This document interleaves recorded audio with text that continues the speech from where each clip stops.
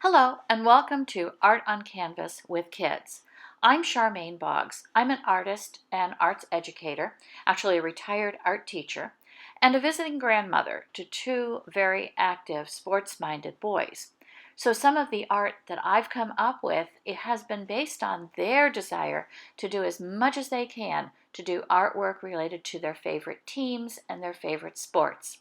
So Art on Canvas with Kids has a sports theme from one end to the other, but the material that I'm teaching and the ideas that are being presented will translate to any subject matter that you'd like to use. There are a number of art materials that I'll be demonstrating with in this video. So if you have some of them on hand, this will be great. If you don't have all of them on hand, they're usually easily obtainable. Either from Amazon or your local art and craft supply store, but a lot of them are basic school supplies. You'll need to start with the drawing that you want to paint or color. I'm using some computer paper and drawing paper, but tracing paper would also work really well for this if you have some on hand. A regular HB type pencil or a charcoal pencil. Charcoal pencil will give you slightly quicker and easier results, but they both work. The one kind of pencil you don't want to use is a mechanical pencil. It does not work as well. If you're going to paint, for acrylic painting, you'll need your acrylic paints, a paintbrush, and a palette, which is like a lid or plate or something to put your paints on while you're working, and of course cleanup supplies. You can also use water-based brush markers or other markers and permanent markers. We're using canvas panels from the craft supply store, and during these demonstrations we've used 8x10 inch, 4x4 inch, and some little 2x2 inch that we use to make magnets. So if you want to make the magnets, you'll need some little button type magnets and a hot glue gun. You'll also need some type of spray sealer, especially if you're using the water-based markers, which have a tendency to smear a little more easily.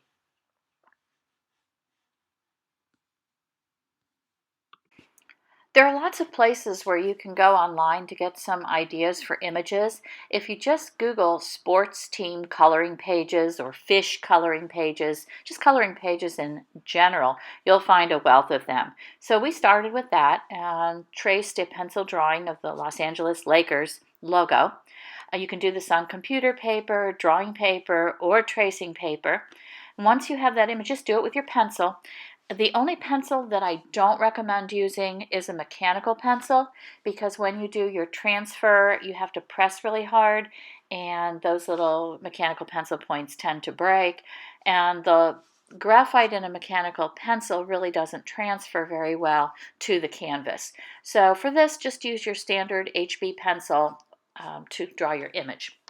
Once you have your image, you're going to need to flip your paper over and use either your pencil or a charcoal pencil. What you see there is a General's brand charcoal pencil.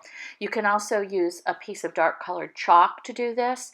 And what you're going to do is flip your image over, and on the back, color in all the areas where you have lines that you're working with.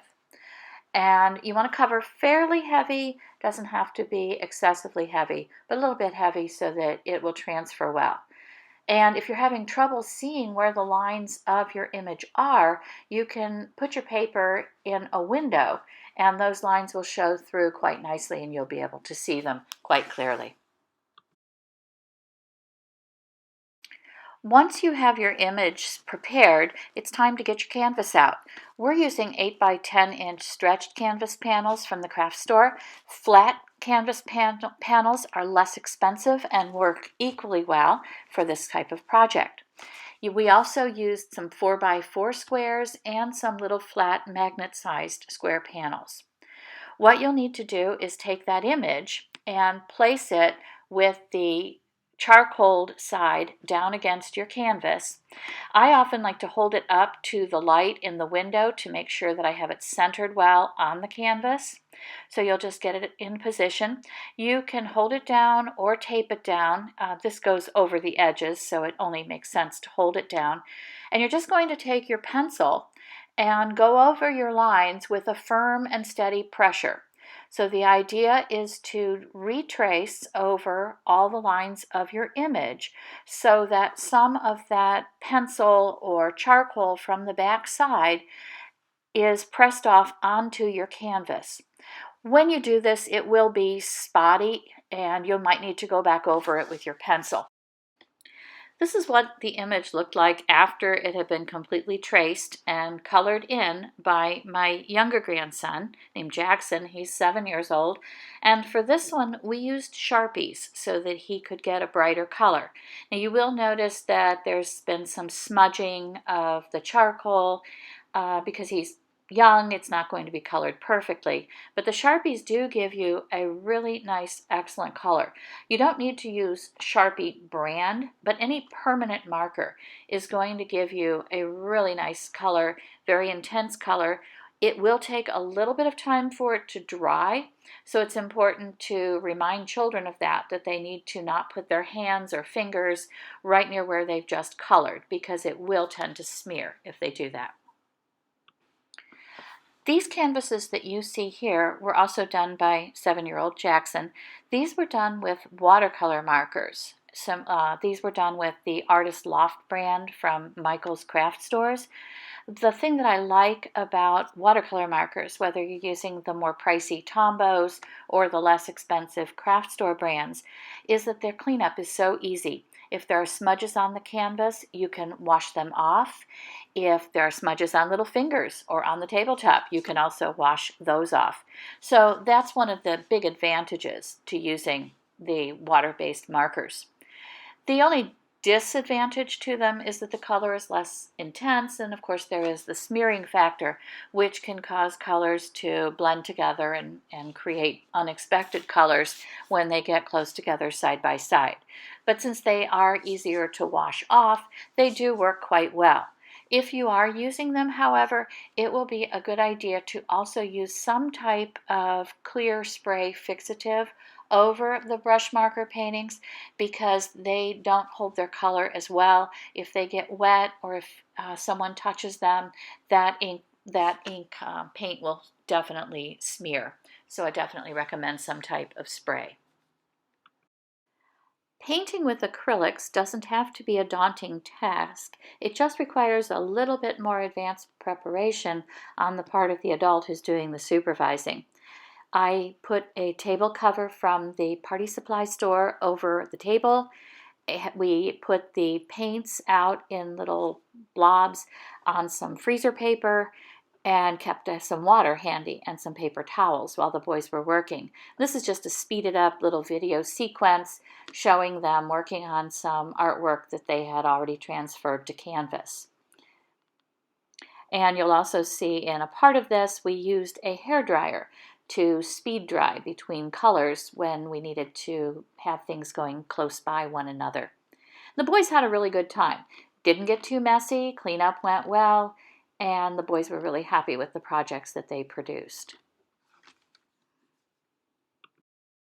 Since the boys like to change out their art projects in their rooms frequently, we use command strips to hang the artwork on their walls.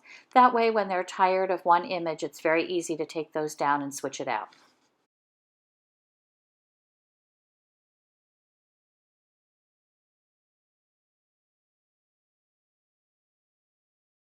Our last project for the weekend was to make some magnets using the exact same technique. These were done on 2x2-inch square canvas panels that are sold usually in packets of 6 or 8.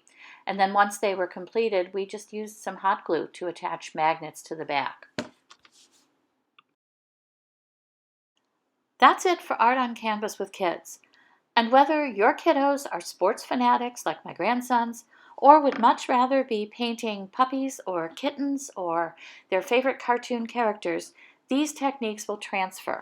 You can use the simplest materials like watercolor markers and go all the way up to getting out those acrylic paints. Either way, I can assure you the kids and you will have a really good time.